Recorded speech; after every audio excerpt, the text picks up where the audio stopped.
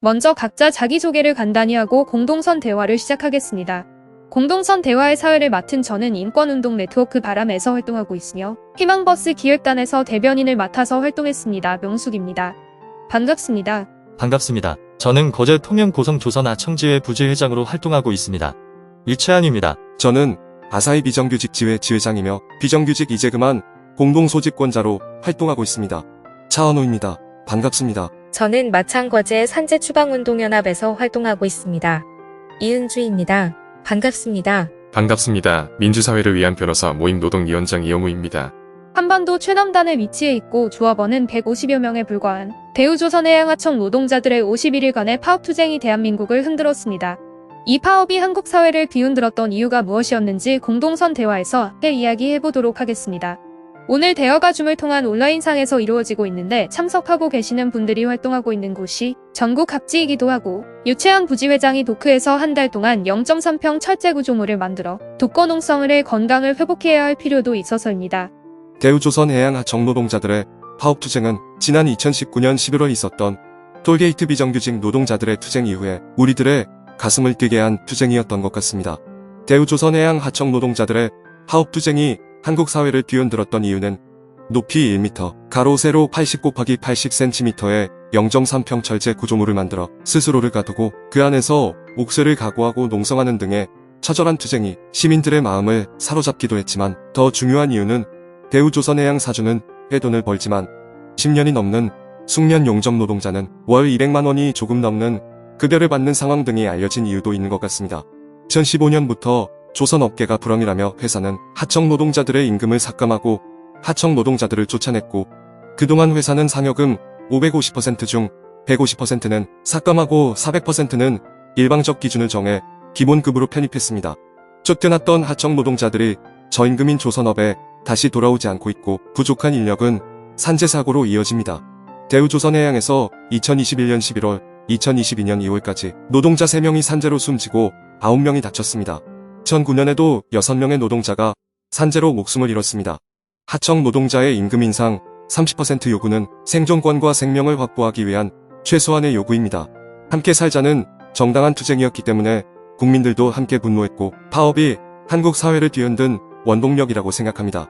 차은우 지회장님이 하청 노동자의 투쟁 자체가 처절한 것뿐만 아니라 2016년부터 구조조정 및 임금 삭감을 겪어온 처절한 현실 자체가 국민들이 이렇게 싸울 만하다 라는 공감대를 형성한 계기가 되었다고 이야기해 주셨습니다. 그리고 이 파업은 합법적인 파업권을 행사하면서 싸운 것도 의미가 있다고 생각합니다.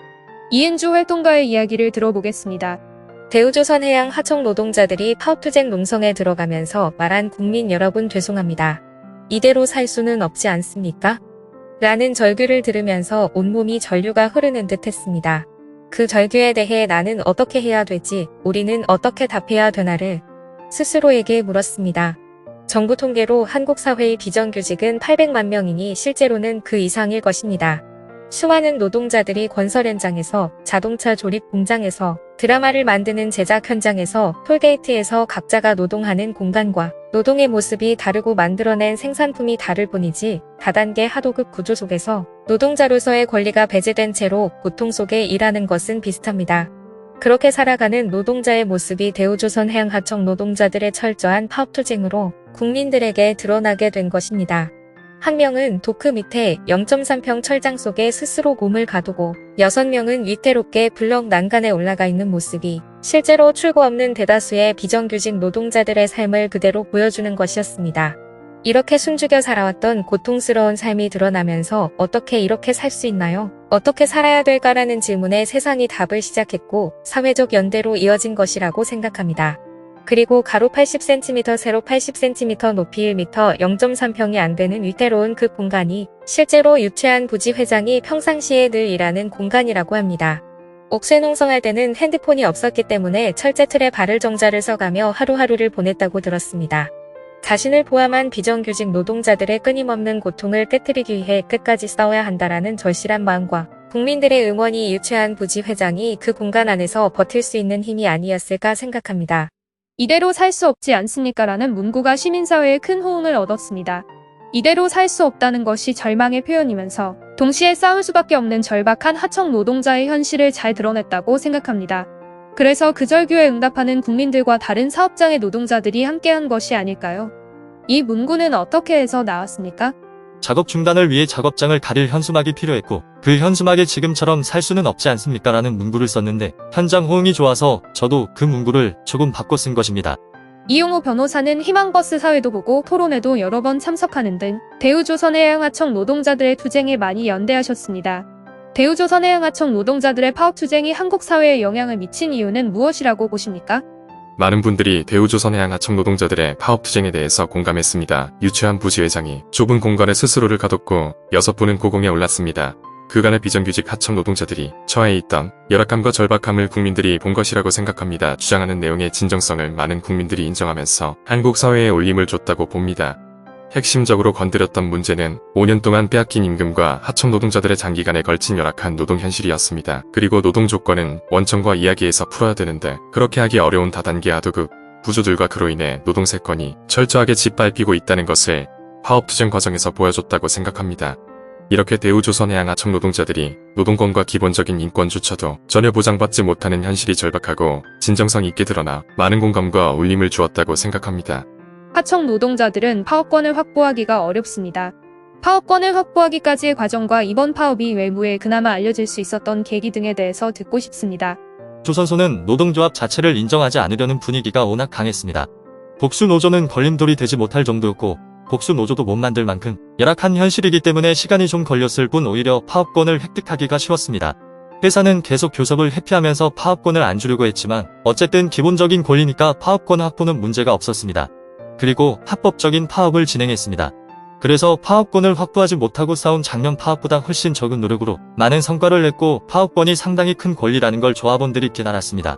이번 파업에 대해 회사 측에서는 하청 노동자들이 임금 30%를 인상하기 위해서 하루에 몇백억, 몇천억의 피해를 내고 있다고 역선전을 하고 있는 상황에서 우리가 왜 파업을 해야 하는가를 설명해야 했는데 그동안은 아무도 안 들어줬지만 공간을 점거하고 파업 투쟁이 이슈화되면서부터 우리의 이야기를 들어주었고 파업 초반에 노동자 대회, 걷기 대회를 진행하며 이슈를 만들어주었던 금속노조와 민주노총의 실질적인 역할이 분명히 큰 도움이 되었습니다.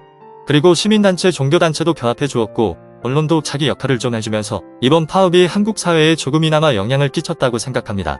한국은 노조법이 합법 파업의 조건을 아주 세세하게 규정하는 방식으로 파업권을 제한하고 있습니다. 또한 하청 노동자들이 파업해도 멈춘 일을 원청이 다 해버리면 실질적으로 파업의 의미가 없어질 수 있습니다. 그래서 합법적인 파업권을 얻었다고 해도 사실적으로 파업권을 가로막는 여러 문제가 있습니다. 하청 노동자들을 포함한 간접 고용 노동자들의 노동 3권은 현실에서 사실상 존재하지 않는다라고 평가해도 무방할 정도입니다. 고용 불안으로 비롯되어 노동조합을 만드는 것조차도 시도하기 어려운 현실적인 상황들이 있고 어렵게 노동조합을 만들었는데 교섭할 실질적인 상대방이 원청인데 현실은 자기들과는 계약 관계가 없으니까 교섭할 의무가 없고 이것이 대우조선해양 하청 노동자들의 파업 투쟁으로 그대로 다 드러났습니다. 교섭을 하다 안되면 결국 파업권을 행사해야 되는데 대체 근로금지라고 하는 노조법 규정이 있지만 원청이 다 해버리는 방식으로 사실상 파업을 무력화시킵니다.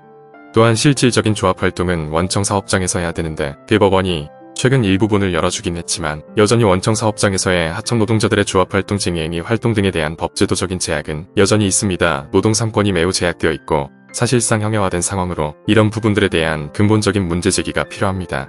태안화력 비정규직 노동자 고 김용규 씨가 살아생전 손팻말을 들고 찍은 문재인 대통령 비정규직과 만납시다라는 사진 한 장이 참 인상적이었습니다.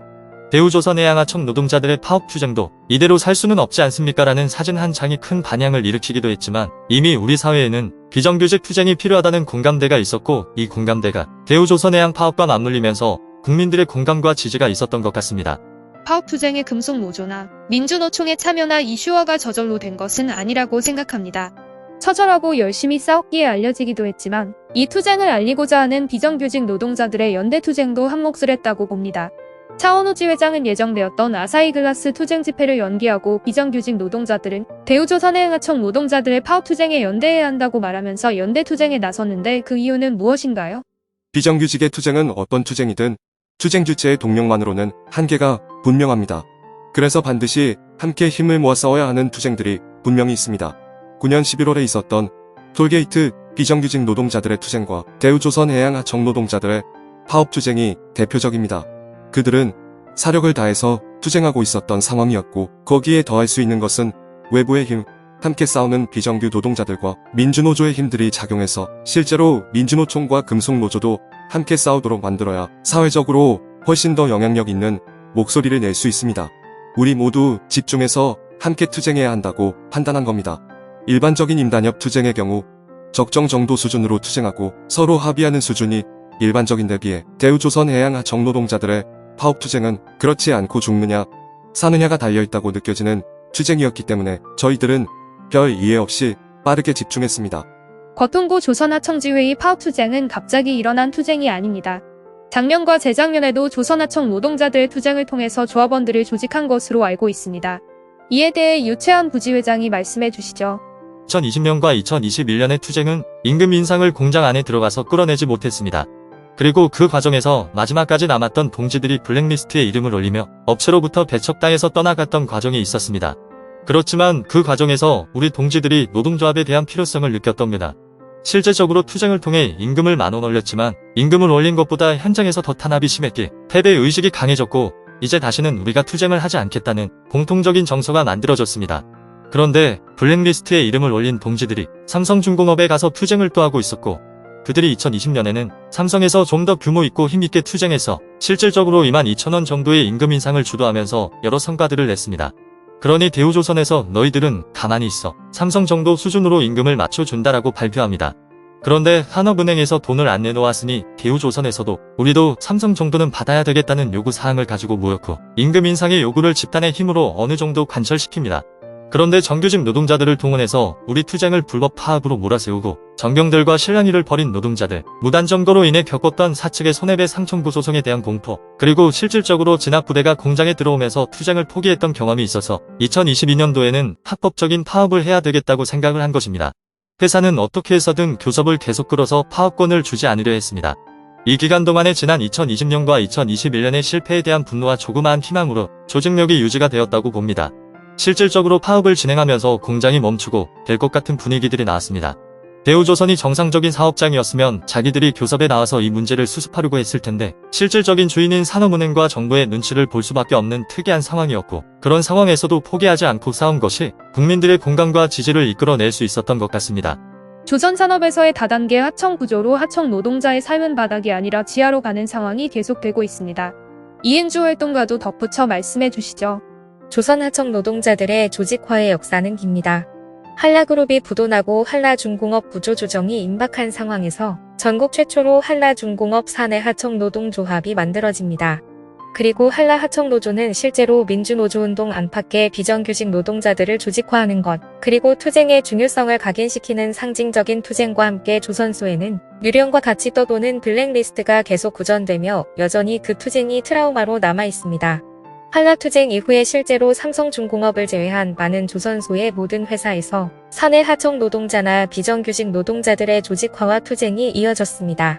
그런데 그 투쟁이 모두 극심한 탄압을 받았고 노동조합을 만들거나 조합에 가입하는 순간 폐업 또는 해고로 이어졌고 실제로 투쟁에 함께했던 노동자들이 블랙리스트 명단에 올라서 수십 년을 취업을 못하는 고통을 경험하게 됐고 그래도 어려운 과정을 견디면서도 현재 조선하청 노동자 조직은 현대중공업 사내하청지회, 전남의 성남지역지회, 거통고 조선하청지회가 남아 있습니다. 그래서 51일간 이어진 이 투쟁은 조선소로만 보면 실제로 1998년부터 25년 동안 이어진 목숨을 건 노동자들의 투쟁의 역사가 거통고 조선하청지회 투쟁의 밑거름이지 않았나 하는 생각이 듭니다. 사측의 노조가 임금 30% 인상을 요구한다고 하니까 국민들이 처음에는 임금 30% 인상이 가당한 이야기야라고 반응을 하지만 그것이 빼앗긴 임금이라고 하는 것과 많은 노동자들이 조선업 구조조정에서 사라졌다는 이야기가 정확히 전달되자 국민들이 이 투쟁의 정당성을 공감하고 지지하게 됩니다. 조선업 구조조정은 실제로 금융주도로 이루어졌습니다. 이 과정에서 노동조합을 무력화시키고 노동자들에게 고통을 강요하는 구조조정이 있었는데 구조조정 1차 대상은 실제로 하청물량팀, 그 다음에 사내하청본공 등의 하청 노동자들이었습니다. 16년에 무려 7만 6천 명이 정리해고됐고 하청 노동자들의 해고는 해고라는 이름으로도 불리지 못한 채로 수만 명이 길거리로 내몰리게 되었습니다. 2015년에 13만 3천 명이었던 하청 노동자가 작년에 8만 6천 명으로 줄었습니다. 하청의 하청, 재하도급 문제가 계속 이야기되고 있습니다. 실제로 1990년대부터 수주산업이라는 특성상 노동 유연화가 확대되고 비정규직 노동자들의 숫자가 급증합니다. 2002년도에는 거의 절반을 넘어서게 됐고 2010년도에 해양 플랜트 수주가 이어지던 시기에 물량팀이 더 증가하면서 하청 노동자들이 급증하기 시작합니다. 여기서 하청에 대해 잠깐 설명을 하면 하청이 실제로는 다양한 이름으로 불립니다.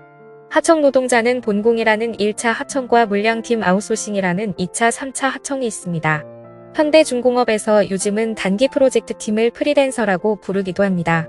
이런 하청의 하청, 재하청이 이루어지는 편법적인 재하도급이 운영되고 있고 임금 형태도 시급, 일당 등으로 다양한 방식과 임금과 고용계약 형태가 중층적으로 교차하고 있어서 같은 공장에서 일하고 있는 사람도 본공인 사람이 있고 물량팀인 사람이 있고 일당으로 온 사람이 있고 아르바이트로 온 사람이 있을 정도로 다양한 방식입니다. 저희가 몇 년 동안 조선 노동자들을 조사할 때 질문했던 것으로 당신은 당신의 사장이 누구인지 아십니까? 라는 질문을 던질 정도로 노동자들은 내가 어디에 속하는지 나의 사장은 누군지 모른 채 그냥 일을 하고 있습니다. 지금 대우조선 전체 2만 중에 1만 2천 명이 하청 노동자입니다. 하청 노동자 1만 2천 명 중에 70%는 재하청인 상황입니다. 그러니까 본공이라고 불리는 1차 하청 노동자들이 30%, 나머지 70%가 하도급의 재하도급 방식으로 현대중공업이나 현대사모중공업의 경우에도 거의 비슷합니다. 위험과 책임은 아래로 전가되고 그 속에서 살고 있는 노동자들의 삶이 너무 열악한 상황인데 며칠 전에 현대중공업 사내 하청 노동자를 만났는데 그분이 인간을 인간으로 취급하지 않는 이 지옥 같은 조선소를 떠나는 꿈을 매일매일 꾼다라는 말을 하면서 그런데 다른 방법이 없기 때문에 여전히 남아있다 하셨습니다. 이런 열악한 조선소에 현실이 있고 이런 현실 때문에 투쟁할 수밖에 없었고 그것을 많은 국민과 노동자들이 공감해주고 지지해주는 것이라고 생각합니다. 하청 노동자의 진짜 사장이 누군지도 모를 뿐만이 아니라 하청이 계속 늘어나고 있습니다. 2012년에 산업재해를 조사하러 대우조선에 내려간 적이 있었습니다. 그 당시에 언론에도 많이 보도됐는데 대우조선 같은 경우는 다른 데보다 훨씬 더 하청이 많다고 들었습니다. 현장에 들어가는 대부분의 사람들은 비정규직이고 관리직 정도만 정규직인 상황이어서 임금만의 문제가 아닌 위험한 작업에서 죽을 수도 있는 산재 사고가 많이 나는 이유 중에 하나가 하도급이라는 이야기를 많이 들었는데 실제로 어떤가요? 예전에는 관리자가 정규직이었다고 말씀하셨는데 지금은 관리하는 분도 사장님입니다. 도급을 주었다는 뜻이니 더 나빠진 건가요? 관리하는 사장이 4명에서 10명 정도의 인원을 데리고 일하는데 조선소에는 4대 보험 체납유예라는 제도가 있습니다. 그래서 많은 업체들이 4대 보험을 월급에서 공제하지만 실제로는 납부하지 않습니다. 그러니 아예 4대 보험을 안 내고 안 걷는 구조가 일상화된 것입니다. 그러다가 사고가 나면 인맥으로 관계도 있고 스스로 4대 보험을 안 넣었으니까 넣지 말라고 요청했으니 산재를 진행하지 못합니다. 이런 예를 보더라도 계속해서 더 안 좋아지는 것이 현실입니다. 다른 방법으로 풀 수 있는 게 없습니다. 그래서 이대로 살 수 없다. 라는 구호가 자연스럽게 받아들여진 것 같습니다.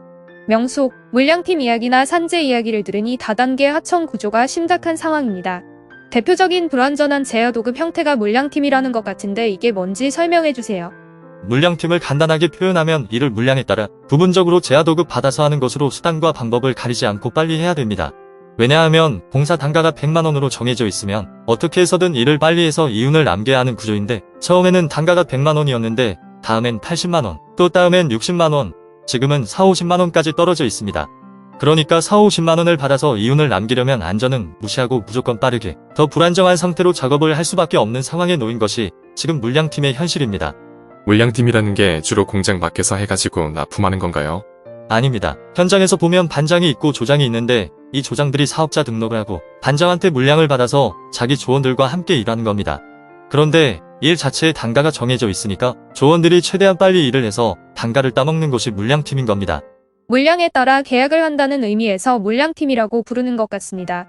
사업장 내에 안정적인 고용 형태를 유지하는 정규직을 두게 되면 비용이 많이 발생하기 때문에 회사는 부분적으로 또는 대부분을 하도급 주고 비용을 줄이고 이윤을 높이는 방식으로 노동 강도를 높여가는 겁니다. 대우조선해양 파업 초기에 원창 회사 측은 재하도급은 없었다라고 이야기할 정도로 다단계 하도급을 인정하지 않았습니다. 그러면서 파업 노동자들에게는 하청업체와 계약 맺은 노동자들이니 우리와 상관없다고 말했습니다. 실제 임금 지급 방식은 물량팀 지급 방식인데 근로계약을 형식적이지만 정상적으로 작성하니 그런 식으로 말하는 것입니다. 그래서 다단계 하도급이 아니라고 주장하는 것 같습니다. 물량팀이라는 것은 예전에 신자유주의적 노동유연화 방식으로 진행되었던 1990년대 초반 제조업 분야의 소사장제와 흡사하다는 생각이 듭니다. 물량팀이 운영되면 그 물량을 소화하기 위해서 또 사람을 끌어들이지만 액수에 맞춰서 일해야 하기 때문에 최저임금도 줄 수 없는 구조가 됩니다. 계약은 다 되어 있습니다. 시급이면 시급, 월급은 월급대로 근로계약은 되어 있지만 임금을 지급하는 방식이 물량 적용을 해서 하는 거니까 사실상 하도급인 것입니다. 대우조선해양하청 노동자들의 이번 파업투쟁이 합법적인 파업임에도 파업투쟁 과정에서 탄압이 심했고 또 윤석열 정부가 파업에 대해서 공권력 투입을 시사했었습니다.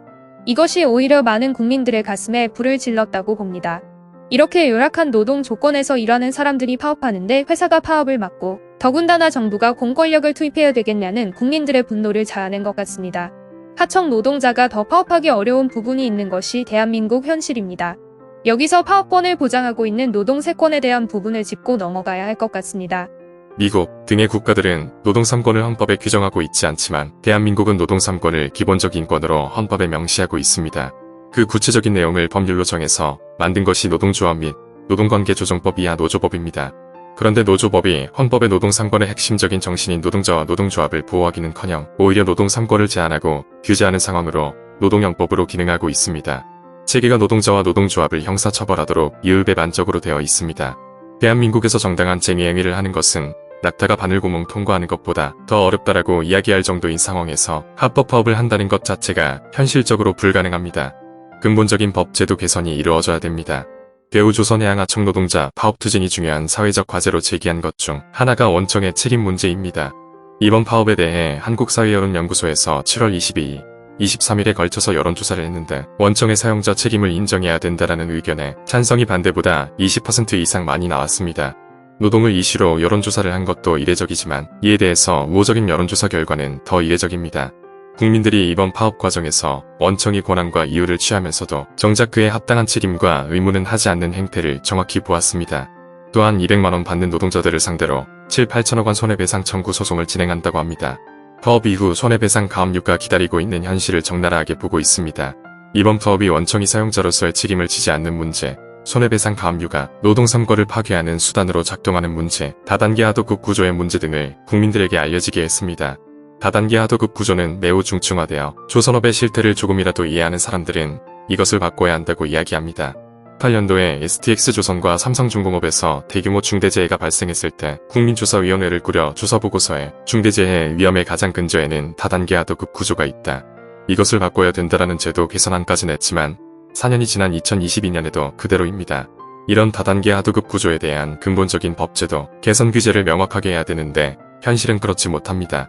법제도적으로 근본적인 개선들이 이루어지지 않으면 지금과 같은 상황들은 계속 반복될 수밖에 없습니다. 그러니까 이번 대우조선해양 하청 노동자 파업투쟁이 열어젖힌 지금의 공간과 이 시기를 사회적으로 우리가 받아 안아서 근본적인 수술을 해야 되는 2라운드 투쟁으로 만들어가야 한다고 생각합니다. 파업권을 행사하는 것이 절대 쉽지 않을 뿐더러 그 후에 손해배상 등 큰 어려움에 처할 수 있다는 이야기를 해주셨습니다. UN 사회권위원회라고 한국이 2009년에 가입한 국제인권규약의 위원회가 있습니다. 쌍용자동차 정리해고 반대 파업과 철도 파업이 있었고 그로 인해 업무방해로 파업을 처벌하는 것에 대해 UN 사회권위원회의 문제 제기가 있었습니다. 당시 UN 사회권심의가 열리는 제네바 회의에 참관했는데 사회권위원이 한국 정부에게 질문하는 것이 인상적이었습니다. 파업이 합법인지 불법인지 어떻게 알 수 있느냐고 물었습니다. 불법인지 여부는 사법부가 판단하는 것인데 파업하기 전부터, 폭력이 나오기 전부터 불법이라고 정부가 말하는 건 이상하다는 겁니다. 2009년 쌍용자동차 파업을 처음부터 불법 파업이라고 이명박 정부가 규정하고 언론을 통해 계속 공격했습니다. 그때 불법 파업 여부를 사법부가 판단도 하지 않았는데 경찰이 먼저 불법 파업이라고 이야기하고 경찰력을 동원했고 이에 대해 문제 제기도 많이 했지만 13년이 지난 2022년도 여전히 같은 상황입니다. 윤석열 정부도 대우조선해양 하청 노동자가 정당하게 절차를 거쳐 파업을 한 이른바 합법 파업인데도 불법 파업 운운했습니다. 오히려 합법 파업을 방해하는 사측 관리자들의 부당 노동행위에 대해서는 방관했습니다. 비정규직 노동자로서 파업권과 노동 3권 문제에 대해서 많은 사업장과 투쟁을 연대하고 있는 차은호 지회장은 현실을 어떻게 보시는지요? 차은호, 비정규직 노동자들의 처지는 이미 많이 잘 아실 것입니다. 2만 명이 일하는 대우조선에서 150명만이 파업투쟁을 한다고 했을 때 큰 각오와 결의가 필요하고 손해배상과 구속이 따를 것이라 생각했습니다. 금속노조 안에서 비정규 노동자들이 파업하면 파업 현장에 금속노조 정규직 노동자들이 대체 인력으로 들어가니 파업은 정말 쉽지 않습니다. 대우조선은 훨씬 열악한 조건에서 파업 투쟁을 시작했지만 양상이 완전히 달랐던 것은 동지들이 끝장 투쟁을 했고 비정규직 그만 공동 투쟁이라는 조직 등 여러 단위들의 이 투쟁을 지켜야 된다라는 마음이 절실했기 때문입니다. 특히 거통고 조선하청지회 김영수 지회장의 전태일이 여기 있다. 민주노총은 달려와라 같은 짙은 호소가 외부에 알려지면서 계급 투쟁으로 바뀌고 정치권도 관심을 가질 수밖에 없어서 결국 정부도 언론에 반응한 것으로 보입니다.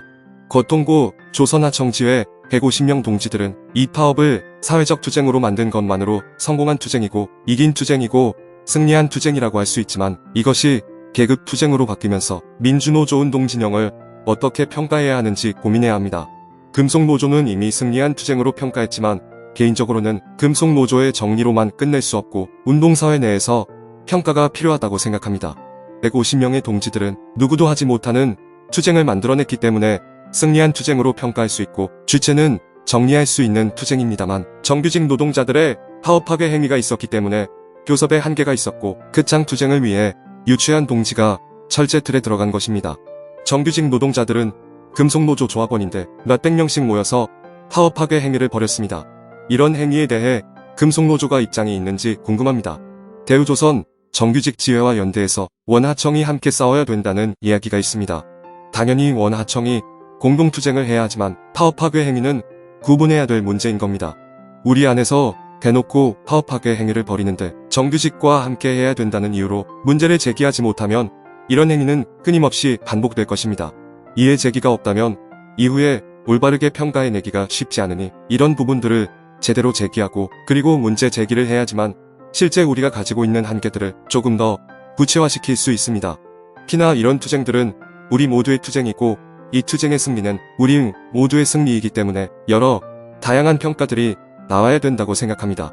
그런데 평가하기가 굉장히 민감해졌습니다. 저는 이것도 운동진영의 문제라고 생각하는데 그럴수록 주체들의 평가가 훨씬 더 중요하다고 생각합니다.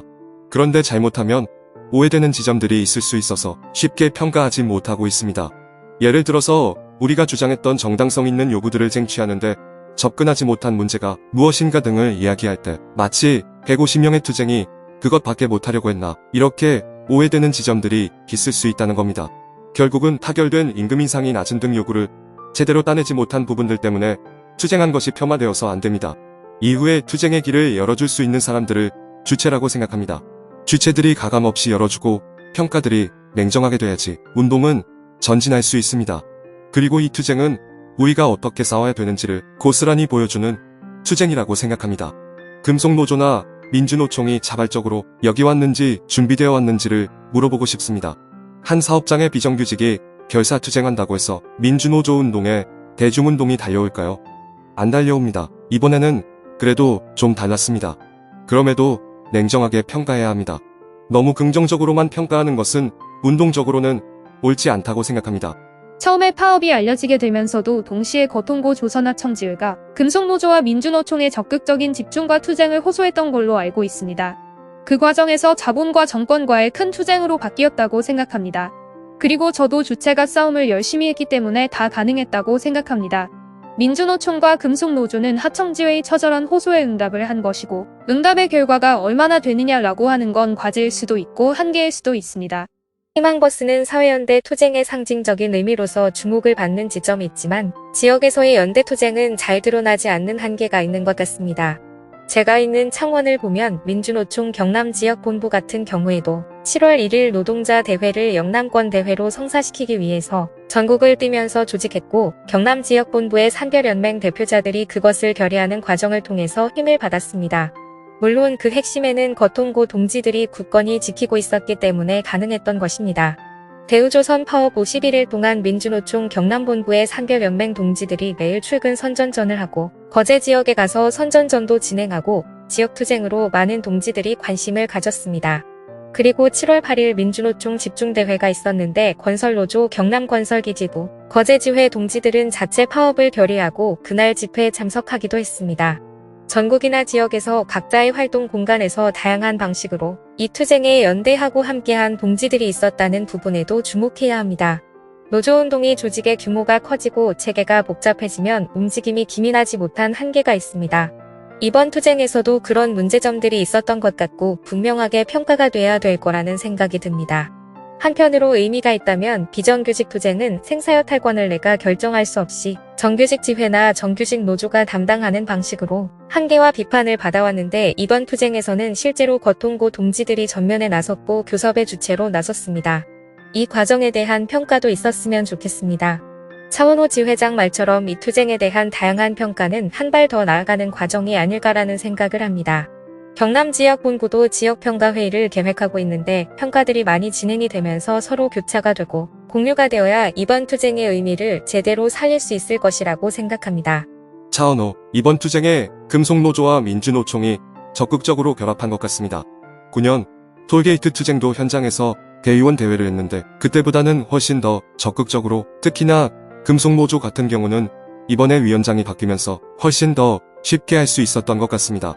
그런데 민주노조 운동의 진영으로 봤을 때 조금 더 근본적으로 봐야 되지 않냐라는 고민은 있는 것 같습니다. 경남 지부는 많은 고생을 했고 정당까지 당겨왔습니다. 그래서 그런 것까지 다 없는 것처럼 될 수도 있어서 조심스러운 것 같습니다. 그래서 잘해야 된다는 고민을 하는 것이지만 그럼에도 불구하고 우리 운동 진영의 한계가 뭘까? 이렇게 밖에 맞힐 수 없었던 한계가 뭘까? 이런 지점들을 찾아내야 하는 것이 필요하다고 봅니다. 폄하되지 않고 긍정적인 걸 살리면서 한계들을 찾아내는 것도 필요한 것 같습니다. 경남 지부에서 전국적 사안으로 되기 전부터 계속 투쟁해왔던 것은 충분히 알고 있습니다. 그런데 대우조선하청 노동자들의 투쟁은 경남도민 일부분, 지역신문 밖에 기사가 나지 않고 중앙 언론은 나지 않았습니다. 지역에서는 노동운동만이 아니라 다른 운동도 열심히 처절하게 투쟁해도 언론의 주목을 못 받는 경우가 대부분입니다. 주목을 못 받는다는 것은 사실상 묻힌다는 겁니다. 묻히면 투쟁의 돌파구를 만들기 어렵습니다. 그런 면에서 이번 희망버스는 시민들에게 또는 다른 사업장에서 일하는 노동자들에게 이것이 그냥 지역에서 묻혀버릴 수 있는 사안이 아니구나. 우리 모두의 문제구나. 조선하청 노동자가 이렇게 살고 있었구나. 이런 것들을 작게나마 알게 해주는 역할을 했다고 봅니다. 그런데 지역에서의 투쟁을 사람들은 잘 모르는 것 같습니다. 희망버스 타고 간 한 인권활동가가 현장에 정당과 민주노총의 농성 천막이 있는 걸 보고 놀라워하면서 이렇게 농성 천막도 만들고 지역에서 함께 연대한 건가요? 물을 정도로 지역에서의 투쟁이 알려져 있지 않습니다. 지역 단위의 민주노총과 단체가 어떻게 함께 해왔는지 설명을 더해 주셨으면 합니다. 이은주, 경남지역본부에 2021년 3월에 발족한 투쟁하는 노동자와 함께하는 경남연대라는 대책위가 있습니다. 지역에서 투쟁하는 동지들을 지원하는 대책위입니다. 이 대책위가 이번 거통고 투쟁에 집중해서 함께했습니다. 대책위가 했던 주요 활동들은 주로 선전전이었는데 거제는 고립되어 있는 공간이라 지역 시민들의 여론이 중요하겠다는 이야기에 공감해서 선전물을 만들어서 배포했습니다. 차원호 지회장도 오셔서 선전물을 배포하셨고 매일매일 담당이 와서 거제 지역의 아파트와 주택을 돌면서 유인물을 꼽는 투쟁도 했고 나머지는 집중 집회 때는 당연히 조직화하는 역할을 했습니다. 그리고 경남도청 앞에서 산별연맹이 매일매일 돌아가면서 아침 출근 선전전을 하고 그 다음에 창원에 있는 산업은행 앞에서도 1인 시위를 계속 진행하는 방식, 그러니까 지역에서 할 수 있는 다양한 방식으로 이 투쟁을 지원하고 결합했습니다. 진보정당 외에도 민주당조차도 지역에서 같이 하고 시민들의 반응도 나쁘지 않았던 것은 지역에서 꾸준히 활동들을 했기 때문이라고 봅니다. 파업 성과에 대해서 이야기해보고자 합니다. 임금 자체만으로 성과 여부를 단정 지을 수 없다고 생각합니다. 교섭 요구 중에 하나가 임금 인상만 있었던 게 아니라 노조 인정도 있었습니다. 노조활동 인정과 관련해서는 어떤 것이 됐는지 그 다음에 성과로 이야기되는 것 중에 하나는 이번 파업 때는 원청이 같이 논의 자리에 있었는데 저는 그것을 중요하게 생각합니다.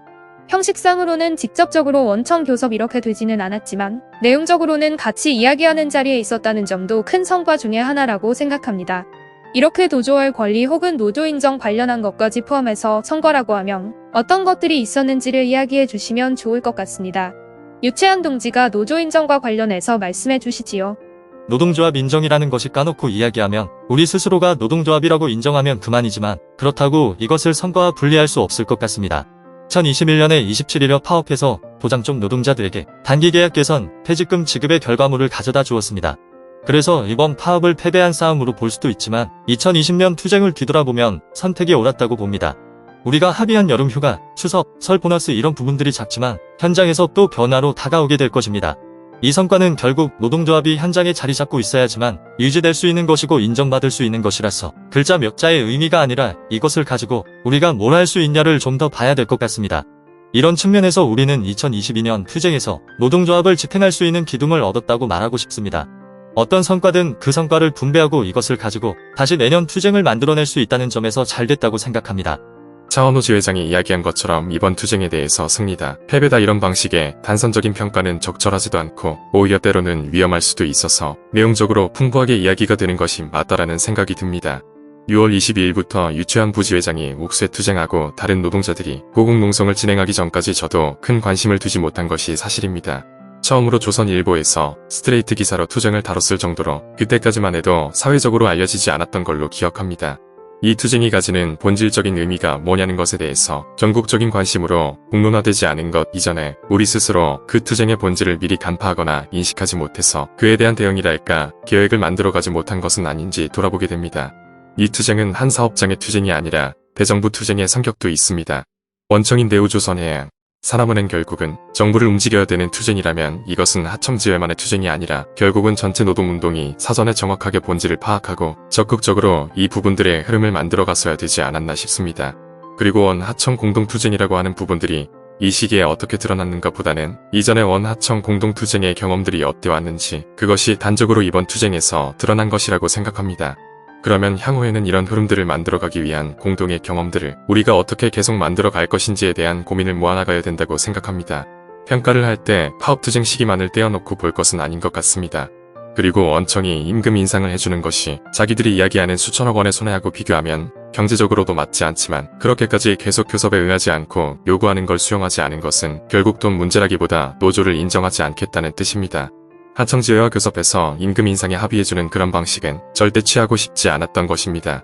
반노조적인 행태가 이 싸움의 원청인 사용자 측의 본질적인 자세이고 그런 상황에서 교섭은 아니지만 원청이 일정하게 움직였고 더 중요한 것은 여론조사가 보여주는 사회적인 공감으로 원청, 너네 그러면 안 된다라고 하는 공감을 끌어냈던 것이 이번 투쟁의 중요한 성과라고 생각합니다.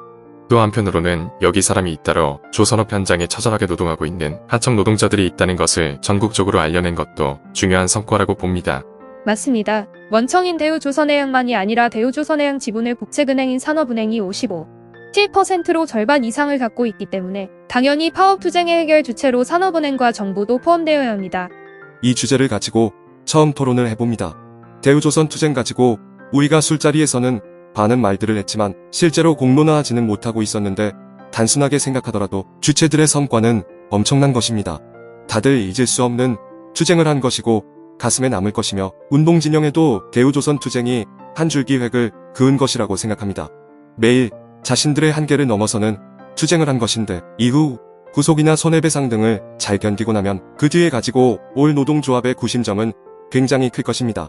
150명의 동지들이 이야기하는 1만 5천 명이 될 수 있는 정도의 경험을 가진 것이고 주체적으로 그 자신감이 가장 큰 성과고 운동적 성과는 비정규직 투쟁의 가능성을 보여준 것입니다. 150명이 투쟁해서 세상을 뒤흔들 정도의 것을 보여준 것이고 이것을 통해서 저도 비정규직 투쟁을 하기 잘했다 생각하고 있습니다.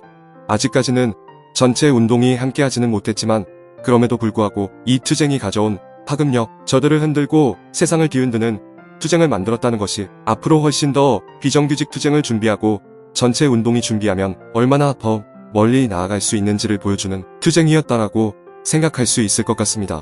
국제인권기구들이 수차례 지적했듯이 한국은 노동자들이 파업권 자체가 파업 중에 여러 곳에서 계속 침해를 받는 나라입니다.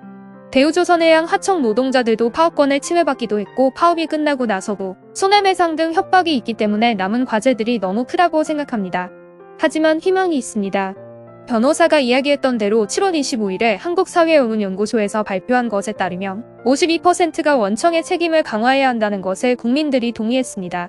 국민들이 노동법에 대해서도 잘 모르고 자신이 하청 노동자인지도 잘 모르는 상황에서 원청이라는 말이 낯선 용어일 텐데 원청 책임을 강화해야 한다는 말에 동의한 국민들이 52%나 됐다는 것은 대우조선 투쟁의 큰 성과인 겁니다.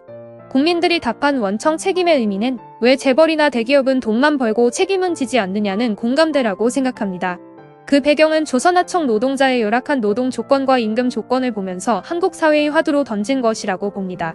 그 외에도 파업에 대한 손해배상 문제, 원청의 책임에 대한 화두가 던져진 게 대우조선 투쟁의 또 다른 큰 성과가 아닐까 생각합니다. 거통고 지회 동지들의 평가 수련회에 다녀왔는데 동지들은 51일간의 파업투쟁은 2017년에 노조 지회를 설립하고 이어진 투쟁에 대한 평가라고 생각하고 있었습니다. 그리고 노조 설립 후 1994일 동안의 투쟁에서 한 지점을 경과하고 있는 것이지 이 투쟁이 마무리된 것이 아니라고 보고 있었습니다. 투쟁하면서 오늘은 얼마나 사람이 올까 두려움과 불안감으로 늘 출근을 했는데 늘 그 자리에 나와 있던 내 동지 그리고 내가 우리의 이야기를 우리의 목소리를 낼 때 전국에서 우리의 이야기에 공감하고 연대하는 분들의 힘이 있어서 우리가 여기까지 올 수 있었다는 자신감이 생겼다는 현장의 이야기를 들었습니다.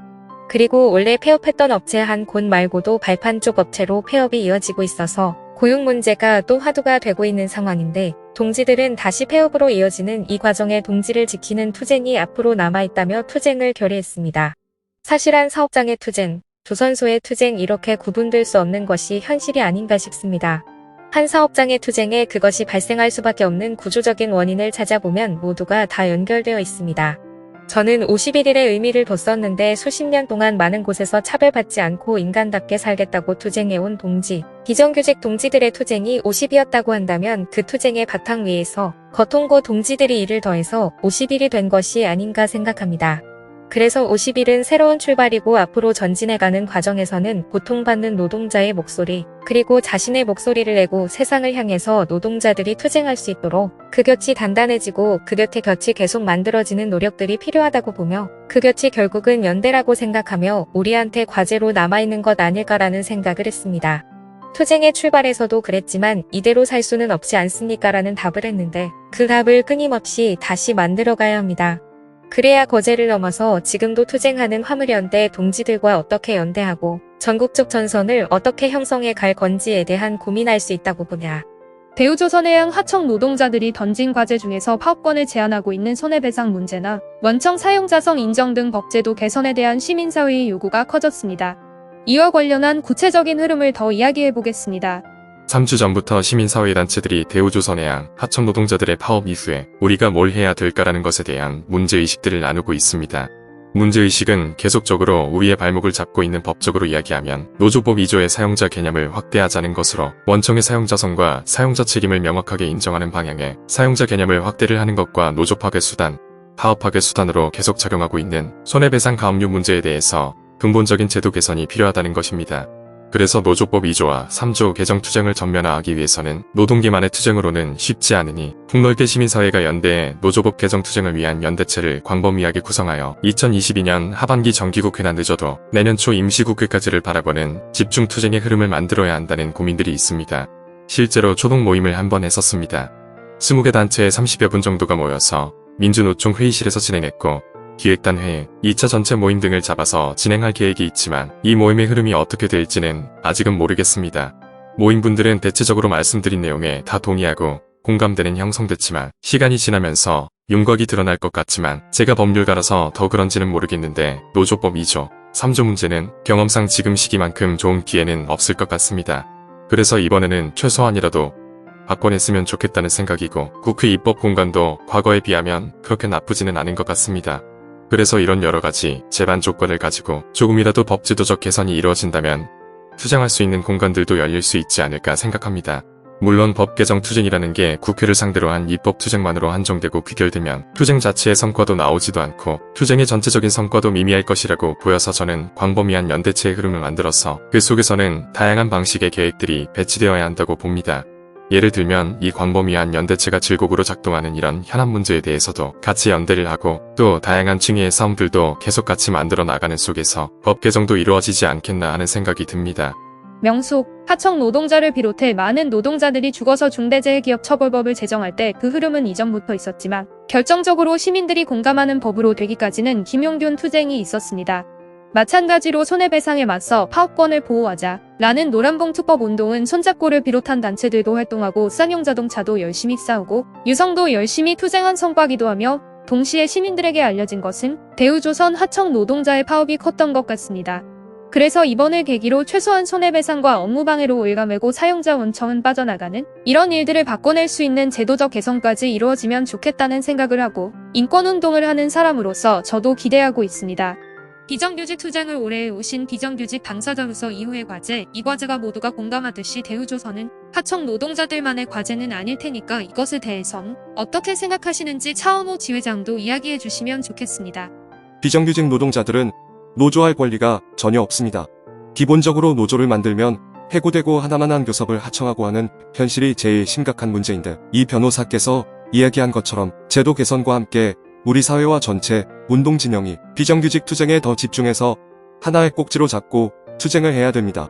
그렇지 않고는 달라지지 않을 거라는 생각이 들고, 민주노총과 금속노조가 사력을 다해서 중요하게 해야 될 것은 대우조선 동지들이 감당해야 될 손해배상, 형사처벌에 있어서 집단적 힘의 목소리를 내고 결의를 해서 막아야 되는 것입니다.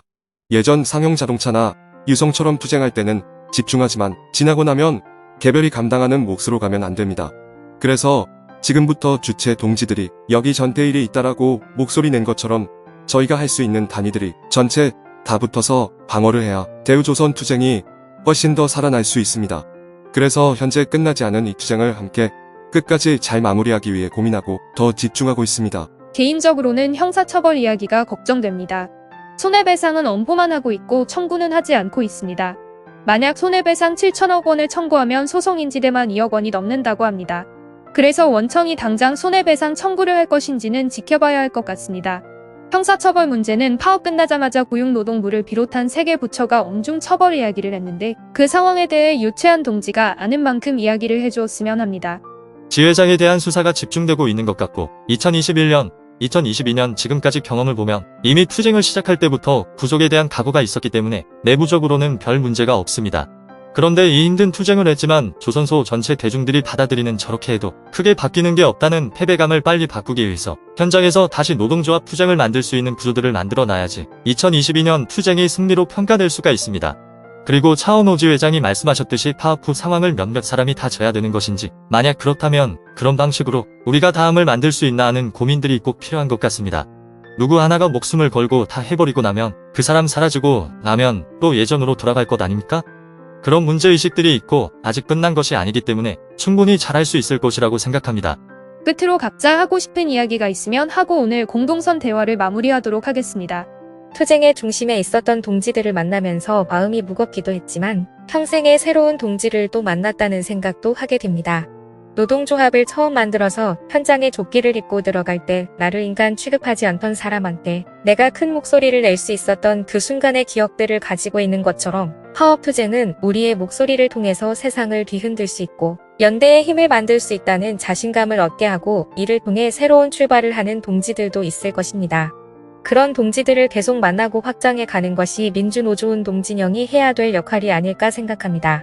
바람이 있다면 수십 년을 이야기했지만 여전히 언론에 단 한 줄도 나오지 않는 많은 노동자들의 이야기도 있고, 이번 거통고 투쟁에 함께했던 동지들의 각각의 의미 있는 이야기도 있을 것인데, 이런 이야기들을 쏟아낼 수 있는 장이 있었으면 합니다. 그런 이야기들이 평가로 이어지는 노력들을 같이 했으면 좋겠습니다. 그리고 손해배상과 관련한 문제에 있어서도 전국적으로 다시 힘을 모아내어야 한다고 생각합니다. 투쟁에 결합했던 노동자들이 모두가 주체이고 함께할 수 있다는 기획들이 필요하다고 생각합니다. 오랜만에 감동을 안겨주신 우리 하청지회 동지들한테 고맙다는 말씀을 드리면서, 유채한 부지회장은 속이 굉장히 안 좋으실 것 같은데 그래도 밝은 모습이어서 마음이 한결 좋습니다. 빨리 쾌차하셔가지고 현장에서 활발하게 또 뛰어다니시는 모습 봤으면 좋겠고, 거제에 가서 하청지회 동지들하고 술 한잔 하겠습니다. 고생하셨습니다. 거통고 동지들 싸우는 것 보면서 부러웠습니다. 노동조합원 수가 소수일 때, 조합이 열악할 때, 비밀 조합원이 있을 때에 만나기도 했었는데 2021년 투쟁을 보면서 한 번 하겠구나 이런 생각이 있었는데, 갑자기 이런 투쟁이 벌어졌고 기대 이상으로 잘 싸워주셨습니다. 그래서 고맙고, 유치한 동지 빨리 회복돼서 밝은 모습으로 또 만나면 좋겠습니다. 고생하셨습니다. 제가 드릴 말씀은 하나밖에 없습니다. 고맙다는 말입니다. 지금까지 우리의 투쟁이 크게 알려진 적이 없었고, 그렇기 때문에 처음 시작할 때는 소수의 결의로 시작했던 싸움이었습니다. 답이 있다든지 무엇인가를 목적한다는 게 아니라 우리가 가지고 있는 힘으로 할 수 있는 만큼은 해보자라며 시작한 것입니다. 그러나 많은 분들의 도움으로 우리가 원했던 것 이상의 성과를 낼 수 있었습니다. 다시 한번 고맙습니다. 이 싸움이 우리에게 할 수 있다는 것을 알게 해주었습니다. 앞으로도 변치 않고 현장 활동 열심히 하겠고 우리의 활동이 조금이나마 사회적으로도 영향을 미쳤으면 합니다. 2021년 거통고 조선하청 노동자들의 투쟁에 대한 이야기를 들어 차원노동지와 같이 지회 조합원들하고 간담회를 한 적이 있습니다. 다들 자랑스러워하며 이야기를 했던 기억이 납니다. 이번 파업 투쟁이 끝나고 그런 자리가 마련되거나 마련을 해서 또 같이 하고 싶고 그 자리 풍경을 미리 상상하기도 합니다. 그리고 파업하는 내내 스스로 용접해 0.3평 철제 감옥 속에 들어가 있는 유채한 동지를 보면서 가슴이 아팠습니다. 그런 유채한 동지를 많은 분들이 보면서 이당의 하청 노동자들, 비정규직 노동자들의 현실을 알 수 있었을 것이고 그런 마음들이 전해져 많은 시민들이 연대한 것이 아닌가 하는 생각을 합니다. 이 싸움은 1라운드만 끝난 거고 또 2라운드를 준비해야 되니까 다들 건강하시길 바랍니다. 저도 그 다음 싸움도 함께 하겠으니 다음 투쟁에도 시민들이 함께 해주셨으면 좋겠고 정규직 비정규직을 떠나서 공장을 뛰어넘는 연대로 조선 하청 투쟁에 관심 가져주시고 같이 해주셨으면 합니다.